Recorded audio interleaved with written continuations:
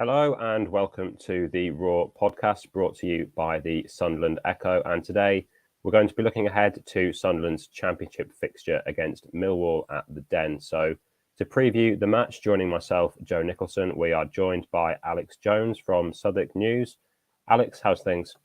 Yeah, not too bad, really. I'm glad to have the January transfer window out of the way. Pretty Yeah. hectic, all in all, even though Millwall didn't do too much, but always stressful for journalists, I think. Yeah, definitely good to have that out of the way, although it was a pretty frustrating end to it for Sunderland. Millwall, I think, were active on the final day of the window, which we'll come on to, I think, later as well. A familiar face will be probably in their squad for this weekend's game against Sunderland. But just starting by kind of going back to not too long ago, it was only about a couple of months ago when these two sides last met. It was the first game after the World Cup break at the start of December, Sunderland winning 3-0 at the Stadium of Light. Since then, looks like Millwall have been doing pretty well. They've only lost once in the league from what I can see, 3 wins and 2 draws. So how are they kind of shaping up ahead of this weekend's game? Overall, it's been pretty good. Yeah, I mean, the Sunderland game at the Stadium of Light was very strange in a way that it was not a 3-0 game. I think most Sunderland fans would agree with that. I think that Millwall probably deserved to go into the break winning it, to be honest, and then it was just a total collapse in the second half in a game that Sunderland did deserve to win, but maybe not quite by the margin that they did. And after that, I think Millwall have picked up. I think it didn't necessarily help them to come back a week before everyone else did. The Wigan game after that was always going to be a difficult one in Kolo Touré's first game. And then having the Luton game postponed just before Christmas wasn't really ideal. But there have been some big performances in there. Winning away at Watford is never easy.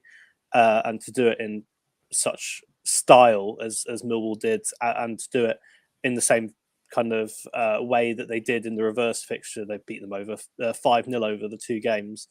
And then a tricky one away at Middlesbrough with a couple of home games, one against Bristol City, which was a horrible 0-0 draw, and a big 3-0 win against the Rotherham side in turmoil. The Middlesbrough game was a little bit of a frustrating one, but you can kind of understand that in terms of their form and the way that they're trying to, push up the table and the signings that they've made, it was always going to be a difficult game.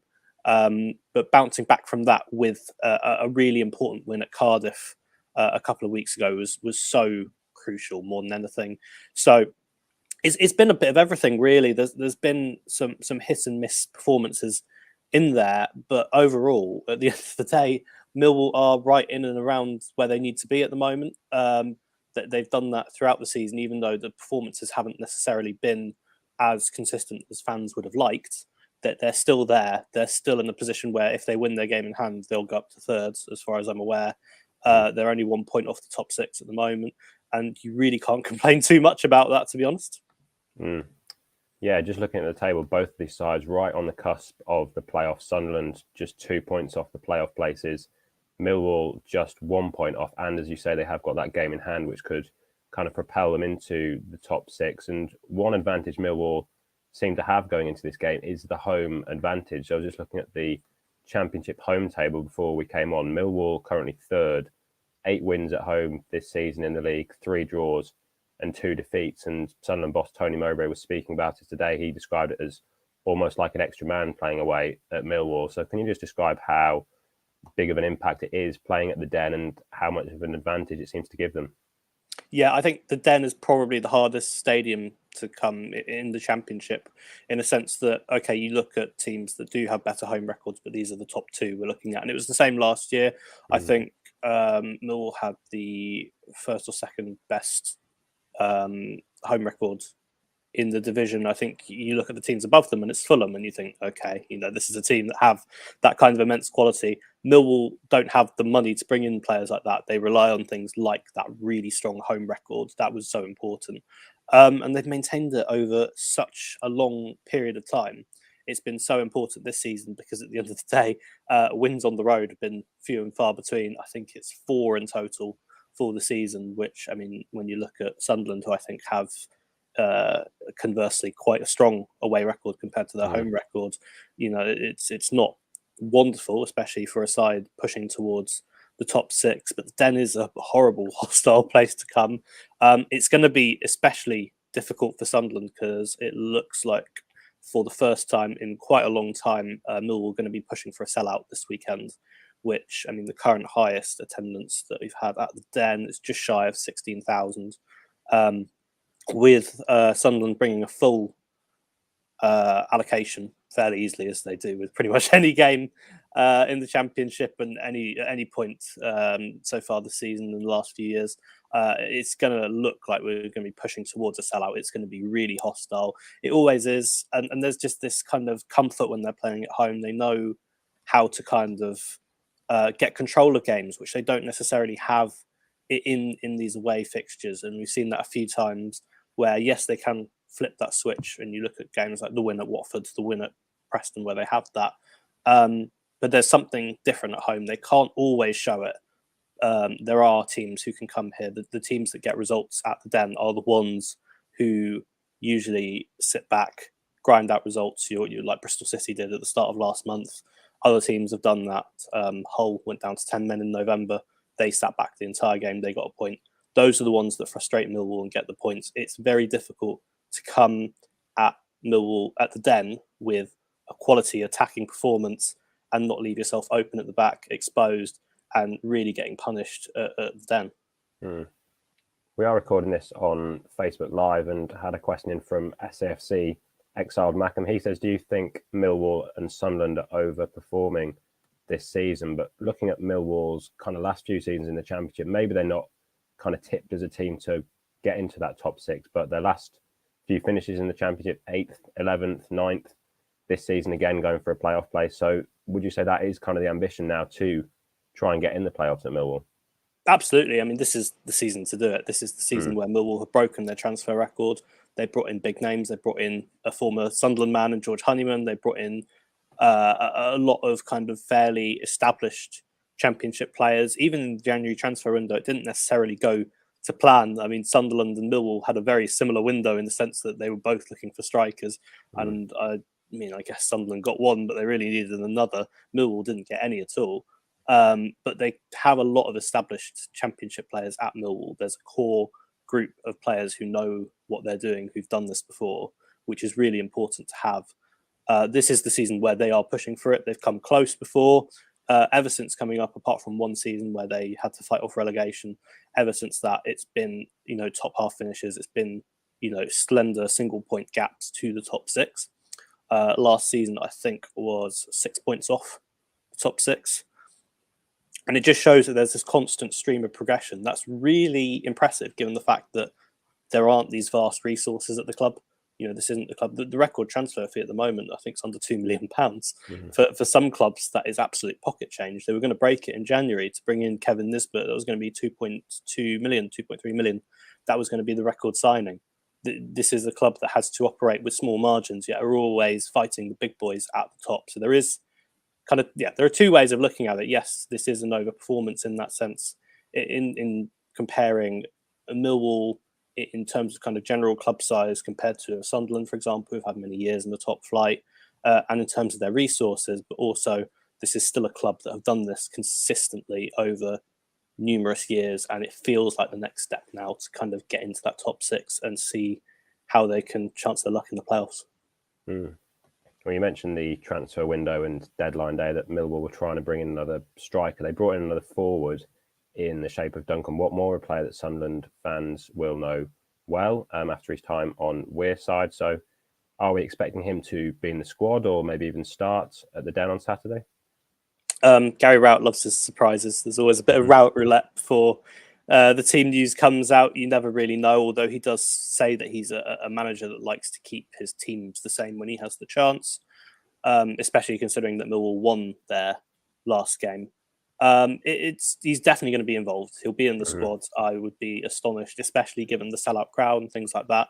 If he didn't come on and get his first minutes, it'll be the same with another player that they brought in this week, in Oliver Burke, who came back on loan from Werder Bremen, who was at the Den last season on loan from Sheffield United. I think he's an exciting one. It's difficult, though, because fans did expect the number 9. At the moment, Tom Bradshaw is the only striker that Millwall have at the club that is over the age of about 16. So it's going to be a difficult one for him because the club moved to sell Isaac Alafe and sell Benakafobe, which was always going to be a difficult thing to kind of replace those two, especially Afobe, who has such a strong record in this league. They didn't get that 9, and what they've done is that they've kind of strengthened in other areas with players who are versatile, who can play out wide, who can play up front, like Duncan Watmore can, for example. I think the one thing that stands out about him is the fact he's such a hard worker. Half of the job in terms of winning over fans at Millwall is showing your effort and showing that you're willing to run, chase, put pressure on defenders, threaten in the final third. If you can do that, you're going to become a fan favourite. It's just how these kind of things work. And we saw it with George Honeyman more towards the start of the season when he was playing really regular football. But his energy and the way he runs and the way he presses, that was what won the fans over more than anything. I think that's the big thing for him. If he can get similar figures to what he's been hitting, I'd say more at Middlesbrough in the last kind of few years, where he's been pushing towards double digits, then that's going to be a really fantastic signing. Yeah, you mentioned George Honeyman as well, former Sunderland captain. Looks like he's been in and out of the side this season, but he started their last 3. So I'm assuming his kind of form has improved kind of in recent weeks, and that's why he's kept his place in the side. Yeah, it's been a bit of... there's been a few reasons behind that. I've spoken to George Honeyman, I think, in the build-up to every single time that Millwall have been scheduled to play Sunderland. He always says he looks forward to it. He always, this is a club that's close to his heart. I think he did end up getting quite a good reception, mixed with a few fans that weren't too happy. Yeah. But when he was up on when he was up in the northeast at the start of December, in general, it's been difficult for him because he was signed, like a lot of players over the summer, to play a back 5, a 5-2-3, 5-2-1-2, whatever you want to call it. And the club since have decided to switch it around because it wasn't working, to move to a 4-2-3-1.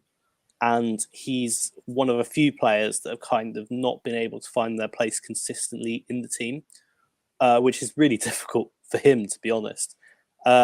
He's kind of ended up drifting out wide now. Millwall haven't had natural wingers in the squad because they haven't needed to, because of the formation that they were planning to play at the start of the season. So you've really been relying on Tyler Bury in that position, who's now out injured probably till the end of the month, which is why they've gone and strengthened with Oliver Burke and with Duncan Watmore, who can play there.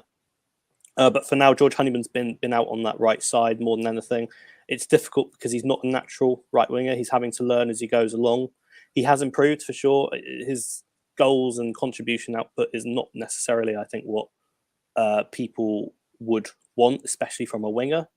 But at the end of the day, he's someone who's been put there to do a job. He's ran, he's put in the miles, he's put in the effort. And as I said, that's kind of what wins the fans over a bit. It's difficult to know necessarily that with more natural wingers whether he's going to be able to keep that place in the team, but he's still such a valuable asset to have. He's played from Premier League down to League One consistently now for quite a while, as has Watmore with that Sunderland squad, and then on with Hull with Honeyman and Middlesbrough with Watmore. So they've kind of shown that they are the experience that Millwall needs in the squad, and definitely with Honeyman, even if he isn't playing week in, week out, he's such a valuable character to have there. You mentioned the formation, and it looks now like it's pretty set with that 4-2-3-1. When you're speaking there, it kind of sounds like a similar situation to Sunderland in the fact that there's only one fit striker. Sunderland now have just brought in Joe Geldhart from Leeds, but without Ross Stewart, and they lost Ellis Sims in January as well after he was recalled by Everton. But just looking at that system, that 4-2-3-1, who are kind of the key players in that, and who are going to be the players that Sunderland fans should watch out for at the Den? It's a strange one because the players that I want to pick out are ones that Sunderland fans have seen before at the Stadium of Light and just didn't perform, to be honest. I mean, Zian Fleming's one who, when he plays at his best, can carry the rest of his team on his back. He can score hat-tricks. Yeah, top scorer, 10 goals. He is creative. He can pick a pass. He's physical. That was one thing that I noticed when you kind of see him in person. You don't necessarily see it when you're watching him on the pitch, but when you actually come up to him in person, you're like, oh, wow, okay. He's tall, he's strong. There's a lot about him. which, for foreign players coming into this league, you need to have that physicality. That's a big worry. And he's definitely got that. I think it's just the consistency aspect for him that's important. If he's on it this weekend, any championship team is going to be in trouble because he's just an absolutely sensational player. Tom Bradshaw works himself to death as the only striker in the squad. He has to, but he's scoring fairly regularly now. He does go on these kind of short bursts, which is something that he wants to improve, but he's still doing a fantastic job. He runs, he presses, he just can be a real nightmare for defenders, but it's whether he gets the service or not. Those are really the players that stand out. I mean, obviously you have to be wary of Millwall's set piece threat, which you kind of, it's difficult because you wouldn't necessarily pinpoint your defenders as danger men, but Jake Cooper at the same time, 6'4" plus, I think he might even be taller, centre back, absolutely colossal. If he gets his head on the ball, he doesn't often actually score, but what he's quite good at is just flicking it on into the danger zone. There are people who know how to make those runs. He's kind of just so central to everything that Millwall do when they can get balls into the box, when they can put bodies into the box. That's so important for them. The issue is making sure he's not marked out of the game, because they tried to do that at Sunderland, and as Gary Rout said after the game, Danny Bath just headed all the balls away and they couldn't really do anything. So it's difficult in that sense, trying to find a way to break through that when teams know that you've got a certain player that is such a threat and they just mark them out. So there are multiple areas, but I think Zian Fleming's the one to watch out for. If he's on it, he's going to be fantastic. Yeah, that's has been a concern for Sunderland in the past, that set pieces, especially early in the season when they had a lot of injuries, and now they've lost Stewart for the season. Although he's a striker, he is quite effective in his own penalty area, clearing corners. They've now got Danny Bart back from injury, and Dan Ballard. They've kind of played the last two and formed what looks like a good partnership. So that could be really important with Millwall kind of posing that threat from set pieces. That's definitely one to watch out for. Another player that I don't think has been in the side in recent weeks, but was linked with Sunderland in the summer and was then linked again with them in January, is Charlie Cresswell. It seemed from Gary Rowett's point of view that he was always kind of going to stay at Millwall, although he's on loan from Leeds. Kind of what's his situation? Because that link has kept cropping up, the one with him and Sunderland. It's been really difficult for him. He's another one that's kind of paid the price from the formation change, because Millwall have a very set back three when they play a five, which is Sean Hutchinson, Jake Cooper and Murray Wallace. If you move to a four, Murray Wallace then slides through to left back, and there still isn't a place for him in the team, which is quite difficult. When there's been injuries or suspensions, he's been able to come into the team. He's been kind of hit and miss. The issue that I think he's had is, at the end of the day, he's had the chances to put in solid performances, which he did, especially at the start of the season. 2 goals on his first game against Stoke. He scored again a few weeks after that. He's a regular scorer, but the defensive side, when it moves away from set pieces, is the concern. You look at the Sunderland game where he had to come in, and the third goal is an absolute disaster. The way that the ball bounces, he goes to jump for it, and it just bounces over him straight into the path of Ellis Sims, who rounds the goalkeeper and taps it in. I think that there is so much raw potential in him. That's a big thing. And when you're a side that is really pushing for a top 6, and you're like, this is the season you have to do it, you can't necessarily always have a player that is so raw yet has such big potential, and you're going to rely on him in these kind of games. If you're a Sunderland, for example, I mean, I was thinking about this before I came on, in the sense that Sunderland is such a young squad that you're looking at. I think Ross Stewart, who's 26, 27, as far as I'm aware, he's one of the oldest players in the regular starting team, apart from Evans and Danny Buff. That's kind of how it's been. Evans and Stewart are both out for the season.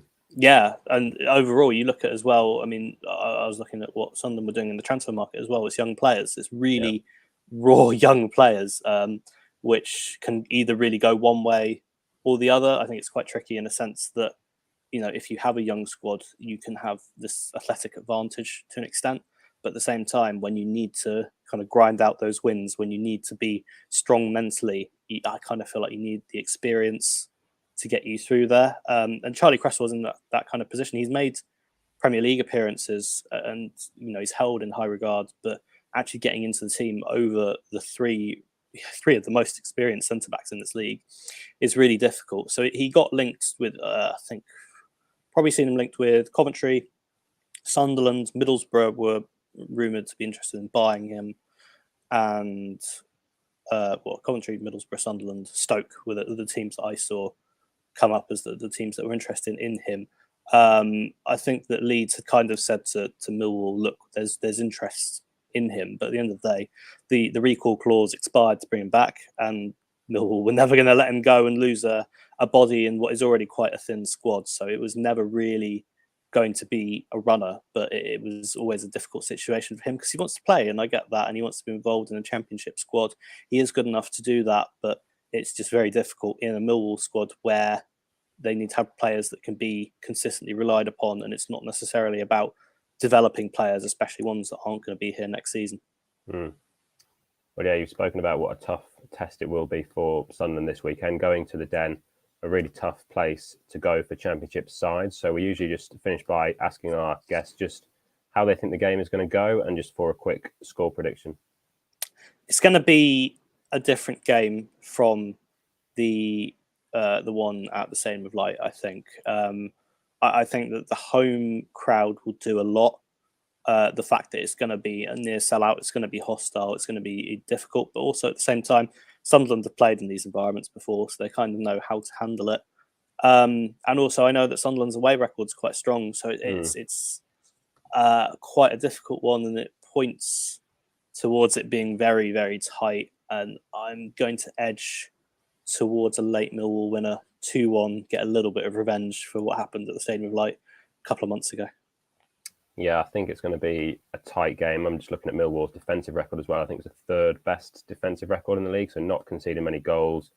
Tough to go away to the Den, so it is going to be a really tough test for a young Sunderland side now without Stewart, without Corey Evans, but they are playing well. They got a good 1-1 draw away at Fulham last time out, and if they can kind of repeat that, I think they'll have a good chance. So I'm going to go for a 1-1 draw, but I don't think there'll be much in the game, and as I said, it will be a very difficult test for Tony Mowbray's side going to the Den. But Alex, thanks a lot for joining us on the latest episode of the Raw podcast. You can head over to the SFC section of the Sunderland Echo website to find the latest news, as well as the thoughts of Sunderland head coach Tony Mowbray, who spoke to the media on Friday morning.